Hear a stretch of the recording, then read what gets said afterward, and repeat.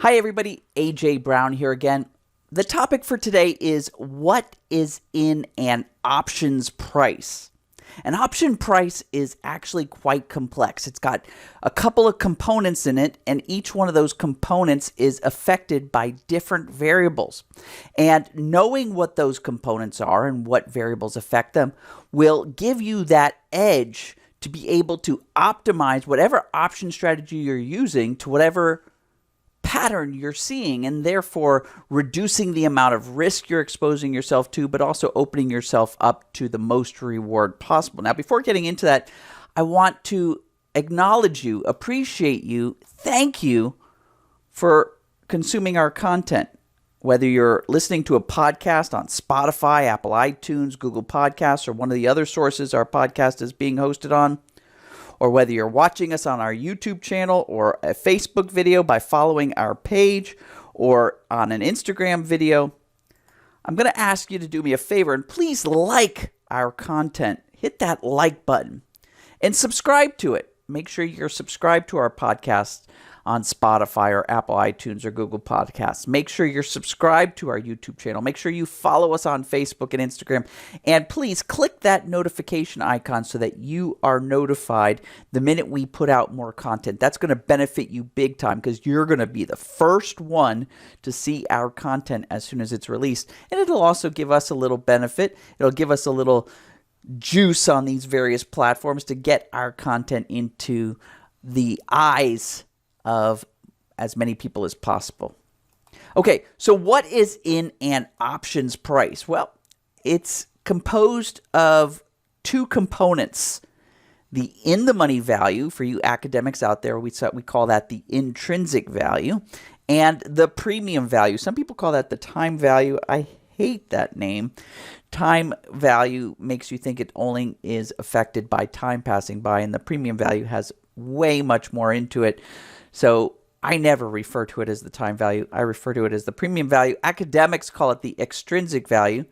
And so follow along. Option price equals mathematically the in-the-money value plus the premium value, the intrinsic value plus the extrinsic value. Okay, so what's the in-the-money value? Well, the in-the-money value, this intrinsic value, it's the options value at expiration when all the premium has decayed away. A lot of folks will sometimes call it the real money value of an option. So that means if an option is out of the money or at the money, it's not going to have any in the money value. The in the money value will be zero. Follow along here. For an in the money option, its in the money value will be the difference between whatever the underlying symbol's going price is at that time and the option's strike price. Okay, so then what is this premium value? Well, the premium value, this extrinsic value, it's the option's emotional component. Time passing by and changes in implied volatility among some other variables affect the premium value, as well as the underlying symbol price.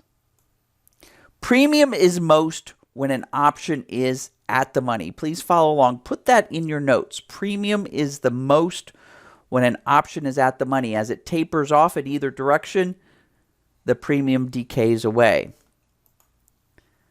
You can calculate an option's premium value by taking whatever the going price of the option and subtracting its in the money value. In other words, you have to reverse engineer into an option's premium value.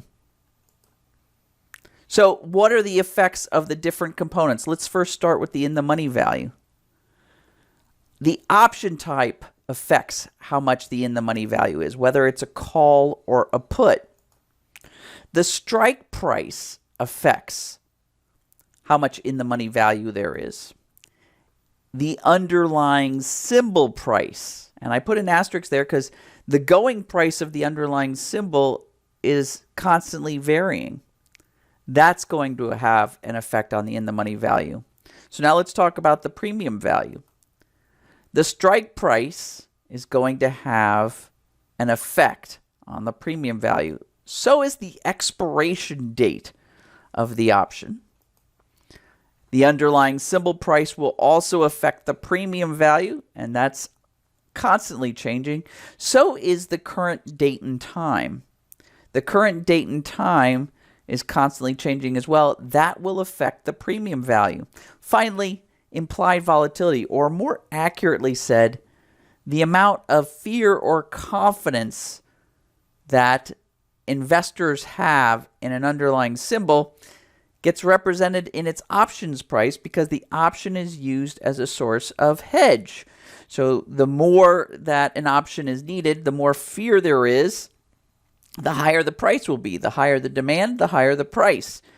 And the less that it's needed, the more supply of an option is, because there's confidence around an underlying symbol, well, then its price will drop. That's kind of a very quick breakdown of implied volatility. So the scoop is by understanding these two components and understanding by choosing different strike prices, different expiration dates, and different option types, we can match the characteristics of our option strategy and the options that populate said strategies to meet whatever we want to profit on. If we want to profit on changes in implied volatility, we might emphasize how premium value is affected in our strategy by choosing the correct strike prices and expiration dates. Maybe we want to emphasize how the option decays away in time in its price. Again, that would be a premium value play. Maybe we just want an option that acts just like the underlying symbol and we take advantage of the leverage. We might then optimize for in the money value. Just knowing that there are two components in an options price and what affects those two components is going to give you an edge on other option investors out there. This video was one of my favorite to create, and I want to thank you for consuming it, whether you're listening to us via podcast or watching our YouTube video or a Facebook video or Instagram, or even tuning into us on our own blog. Wherever you are, please take a moment and like this content, and please subscribe to the various platforms. Our podcast is now hosted on Spotify, Apple iTunes, Google Podcasts, as well as quite a few other sources. We've got our YouTube channel that you can subscribe to. You can follow us on Facebook, follow us on Instagram, and wherever you are, click on that notifications. We want you to be notified first and foremost in front of everybody else when we create new content. Thanks for your time, everyone.